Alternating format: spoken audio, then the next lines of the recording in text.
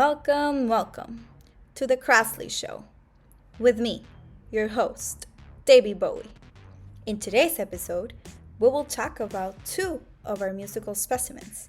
These are the album covers God Save the Queen by the Sex Pistols and Nevermind by Nirvana. Judging with the designer's point of view, which all of us have acquired at this point, there are multiple differences that allow us to tell the unique style of these bands through the artwork in their albums. Together, we will explore the design components in them. Starting with God Save the Queen album cover by Jamie Reed in 1977, well, this was also the year for Queen Elizabeth's Silver Jubilee, which marked the celebration of her 25th accession in the UK. Knowing this fact and then looking at this album cover, we can clearly see how it was controversial at the time. The design consists of a perfect symmetrical composition that gives the viewer a perfect balance to either side of the image. Designer Reed strategically made the use of lines in the Union Jack flag to guide our eyes directly into the center of the image, where a distressed picture of the Queen Elizabeth is shown. But why so much emphasis in this picture? Well, with the use of an endorsement appeal showing the Queen with both her eyes and mouth shut by cut-out punk-style letters, this album cover became the symbol against anarchy during the peak of punk music in England during the 70s. As a representation of the band's identity, this album showed the world who the Sex Pistols were, a rebellious punk band that followed the do-it-yourself ideals unique to punk culture. The album is a 2D image that has a punk poster made-at-home approach, which helped to reinforce the craft delusion Jamie Reed wanted to demonstrate.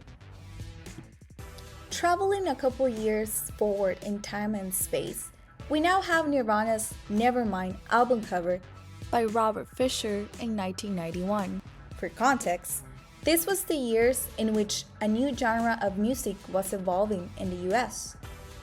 The birth of grunge music in Seattle made Nirvana become the leading band during the 90s. The idea behind this album cover was less politically driven. It was in fact inspired by an underwater birth documentary Kurt Cobain watched. Because this concept seemed too graphic to portray, designer Eldon approached Cobain's idea a little differently. The album, which is also a 2D image, is composed of an asymmetrical distribution, with the top left corner carrying the most weight. But this one is then balanced with the use of great negative space surrounding the rest of the elements. Designer Fisher played with our senses by placing the baby underwater. Since we all know what that feels like, it is inevitable not to feel the fresh, clear water movement that is shown in the image. Texture was portrayed by the crumbled dollar bill at the top right corner, and also by dilution given to the letters to reinforce the underwater concept of the album. With an irony and metaphor appeal, this image as a whole is supposed to symbolize the hunger for wealth in society.